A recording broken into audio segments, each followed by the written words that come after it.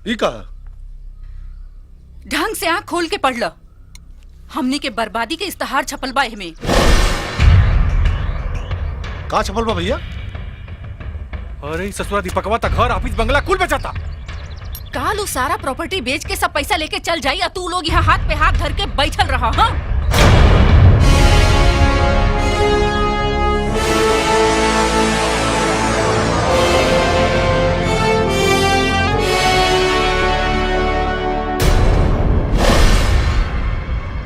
तू का सोचा तारे? का सोचा तारे तू कि तू हमरा से बिना पूछले सारा प्रॉपर्टी नीलाम कर देबे?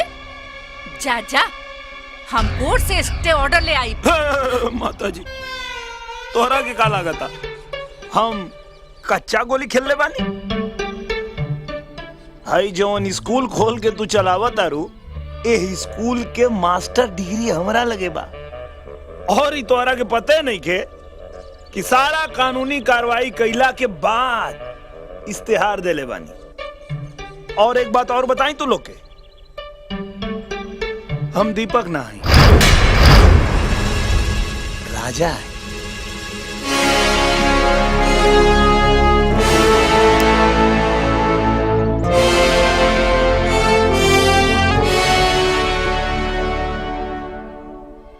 अब पता चल गया ना?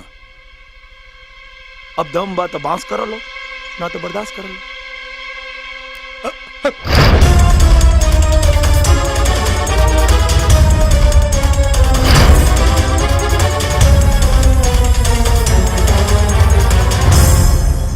चला ड्राइवर। राजा, कल नीलामी होते ही आधा पैसा हमारा अकाउंट में आ जाए कि चाहिए? एकदम। ये ला दुबई का टिकट। पैसा आते ही हमने के कल शाम के दुबई फरार हो जाएगा। आप लोग चिंता न करी, हम पटना क्राइम ब्रांच से राजा के फाइल मंगवा ले बानी। अगर वो सचमुच में राजा ही है तो हम ओकर बाजा बजा दें। जैसा कि आप सब जानते हैं कि मिस्टर दीपक यादव अपनी सारी चल अचल संपत्ति यानी कि शुगर मिल्स, अपने ऑफिसेस और इस खूबसूरत बंगले को नीलाम कर रहे हैं। सर, ये रही राजा की फाइल जो आपने मंगाई थी। इसकी पूरी जानकारी मिस्टर दीपक यादव ने अपने पर्सनल वेबसाइट deepakyadav.com पर दे दी है। जो भी जेंटलमैन इस प्रॉपर्टी को खरीदेगा उसे इमीडिएटली अभी के अभी मिस्टर दीपक यादव के बैंक अकाउंट में तय की गई रकम ऑनलाइन ट्रांसफर करनी पड़ेगी। Is that clear? क्या आप लोग तैयार हैं इस बीट के लिए? इस प्रॉपर्टी की सरकारी कीमत है 500 करोड़ रुपए, 500 करोड़ रुपीस।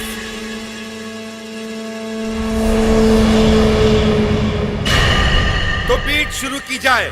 550 करोड़, 550 करोड़ रुपए, 550 करोड़ एक, 600 करोड़,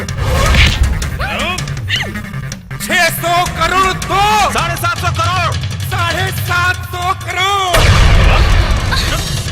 750 करोड़ एक, 750 करोड़ दो, 800 करोड़, 800 करोड़, 800 करोड़ एक, 800 करोड़ दो, 800 करोड़ तीन। Sold out. Congratulations mister Ramesh Agarwal. अब ये पूरी प्रॉपर्टी अब आपकी हुई।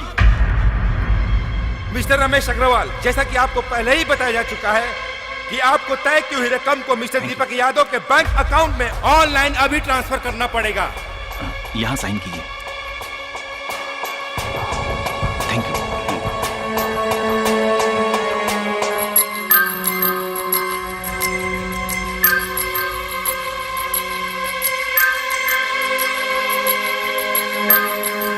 अभी कभी आधा पैसा हमारा अकाउंट में डाला। हाँ, डालो तुम।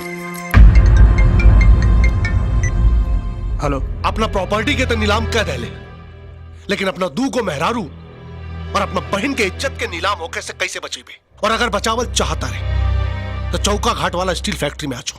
हेलो हेलो, कहा सोचा तारा? हमारे अकाउंट में पैसा डालो ना। हाँ।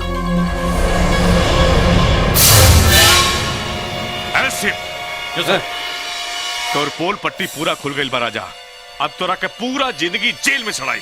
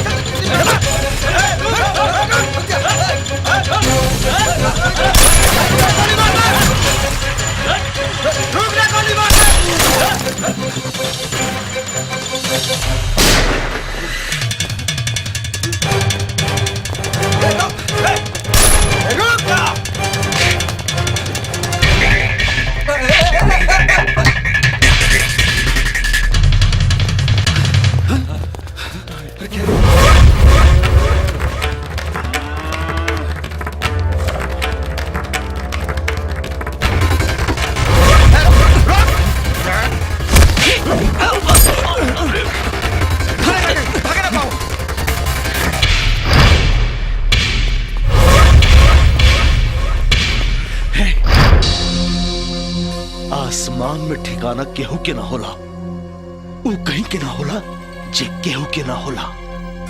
का रे, तोरा जैसन भिखारी के हम 800 करोड़ के मालिक बनौनी और तू हमरा के पकड़ल बनावता रे। बता, पैसा हमरा अकाउंट में काहे ट्रांसफर ना कर ले? अरे डाल देनी ना, का बात करता? अब अकाउंट चेक करा, अपन 400 करोड़ डाल दे भाई। ए, ज्यादा होशियारी ना तो हिजा छौक के छव ठोक दे। बता, पैसा केकरा अकाउंट में बा? पैसा दीपक के बहन सोना के अकाउंट में चल गई। अरे बेवकूफ, ओकरा अकाउंट में काहे डाल देले? काहे डालने मतलब? वो हमरा के राखी बन ले रहा था, हमार भाई ओखला के ना तो कुछ फर्ज बनला कि ना? अरे बकलोलवा, अरे एगो राखी के बदले में 800 करोड़ दे दिले। अरे सूट दे देते, साड़ी दे देते, और नहीं तो सोना के अंगूठी दे देते। ठीक बा, तू भाई के फर्ज निभा लेना। अब हमरा गोली की गरज दे।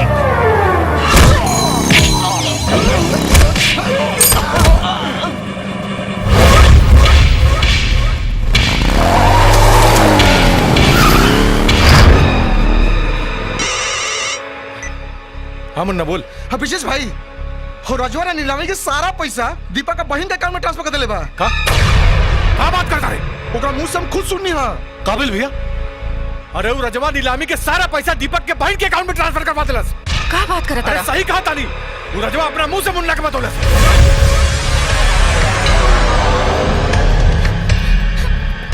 ए, सोना के लेके नीचे आ।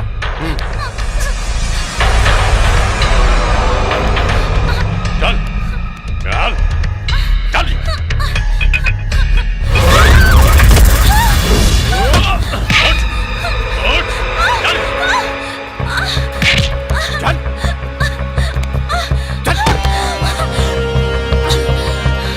बैंक अकाउंट का पासवर्ड बोल। ना बताई। अरे जल्दी बोल, मुआ दे, बोल पासवर्ड। मुआदा चाहे जियादा, हम ना बताई तो ना बताई। और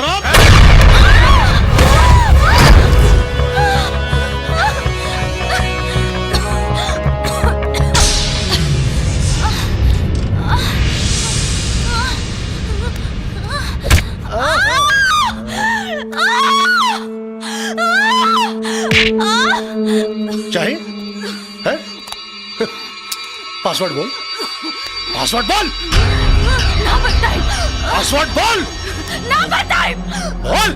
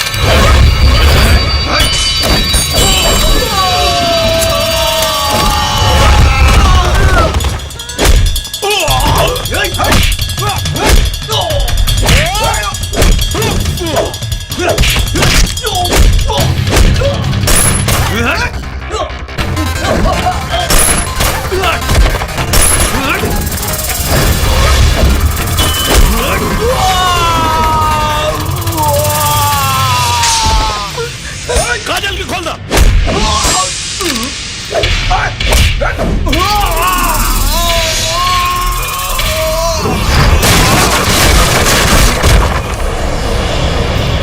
खोलो हमारा हाथ। तू मर लीजिए। अरे खोलो, अरे खोलो, अरे खोलो।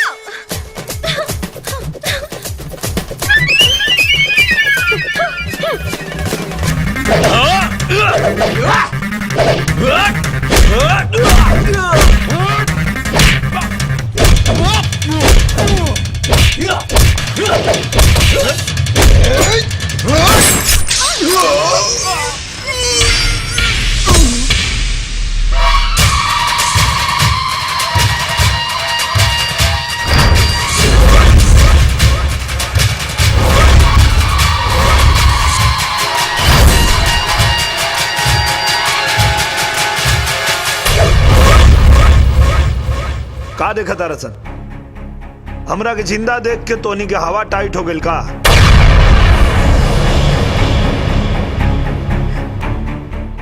हो ब्रजेश चाचा, तोरा के तो हम अपना माथा पे बिठा के रख ले रही, लेकिन तू लोग साबित कर देला कि जूता चाहे चमड़ा के होखे या सोना के, जूता के हमेशा पैर में रखे के चाहिए। गोड़ लगाता नहीं है माई, बा माई बा। तोरा के तो हम अपना सगी माई से बढ़ के समझत रहे, लेकिन तू ही साबित कर दे कि सौतेली माई आखिर सौतेली होखेली।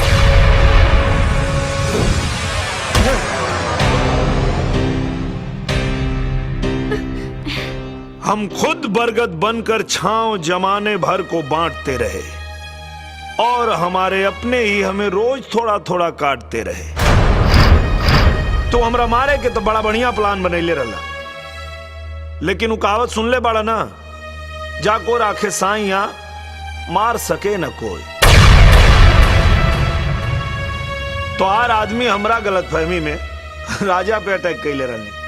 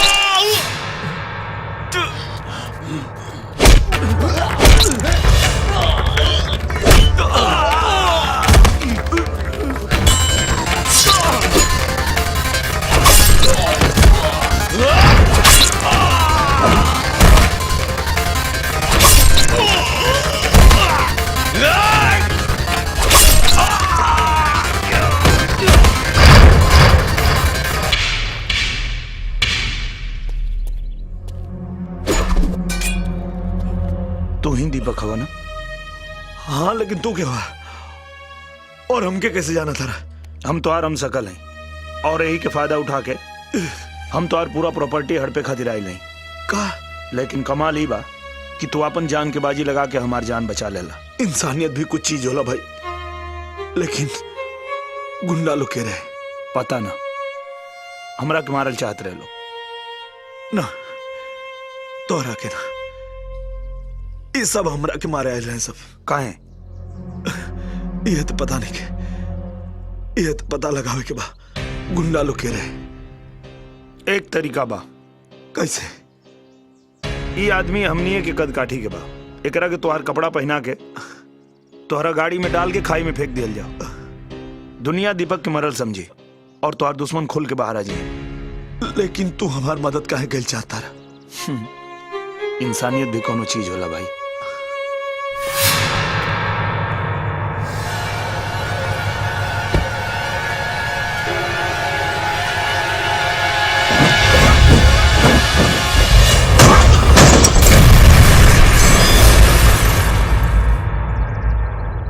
हमरा के मरल समझ के तोनी के अपन जात बता देलसन। हम और राजा मिलके तोहनी के औकात बता देनी है। ठीक से याद करो लोग, जब तोहनी लोग दीपक के मरल समझ के सोना पे अत्याचार करत रह लोग, तब तोहनी लोग के बैंड बजावे खातिर हम आयल रहनी।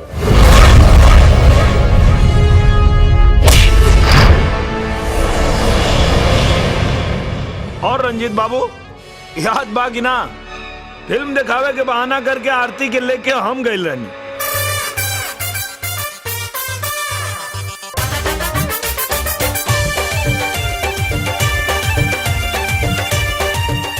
और आरती के मोटरसाइकिल पे बिठा के हम ले गए रहनी।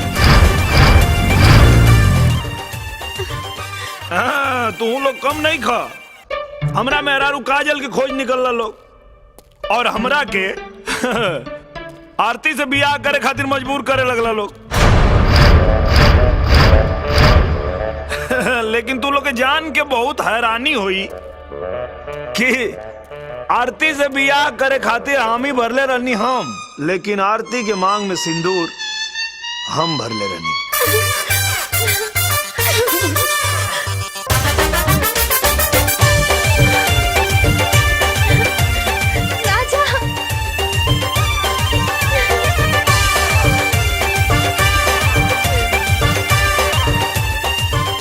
एक बात बताओ, अगर तू जिंदा बाड़े तब पैसा अपना बहन के अकाउंट में काहे ट्रांसफर कैले?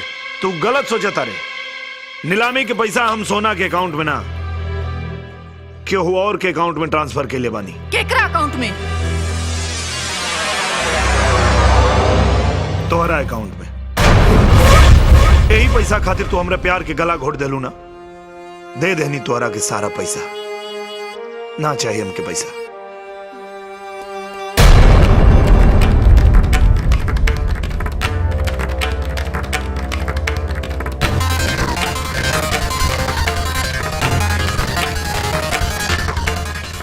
भैया सही में हो, सारा पैसा अपना मतारी के अकाउंट में ट्रांसफर कर डाले। पूरा 800 करोड़ बा।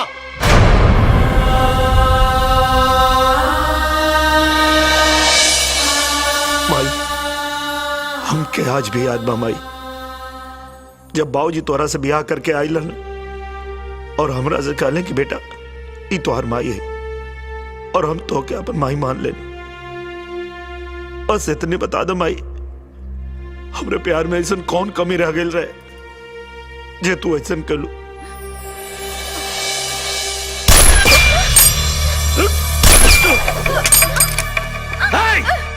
बंद करा तो हर लोगन के फैमिली ड्रामा। या बुढ़िया चल अभी के अभी हमारा अकाउंट में पैसा ट्रांसफर कर। दादा हम अभी के अभी तोहरा के नरक लोक में ट्रांसफर कर दे।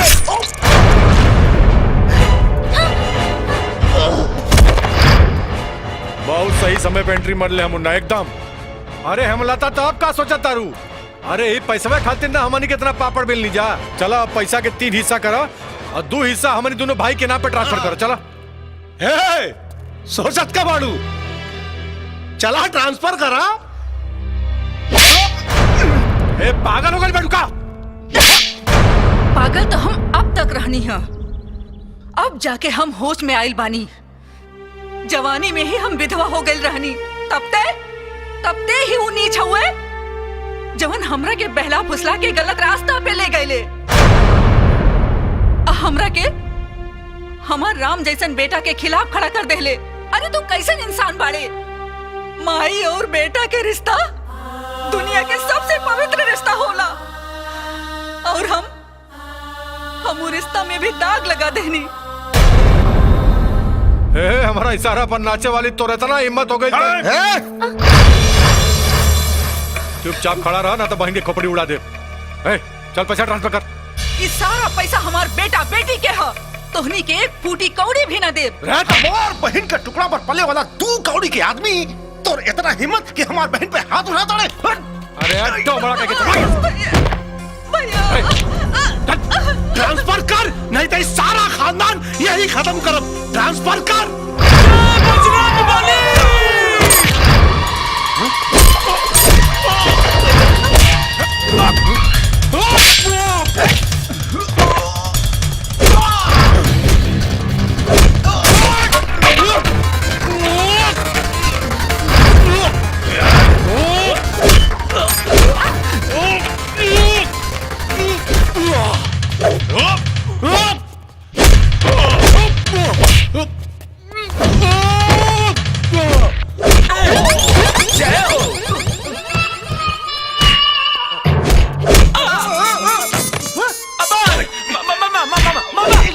गलती हो गई मामा।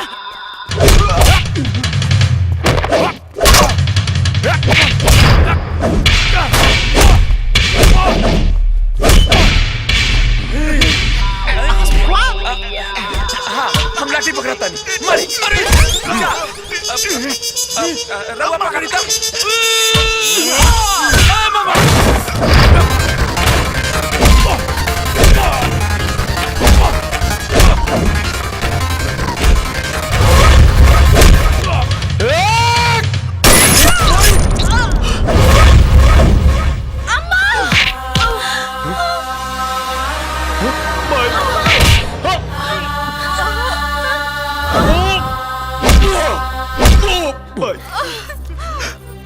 तू का गलो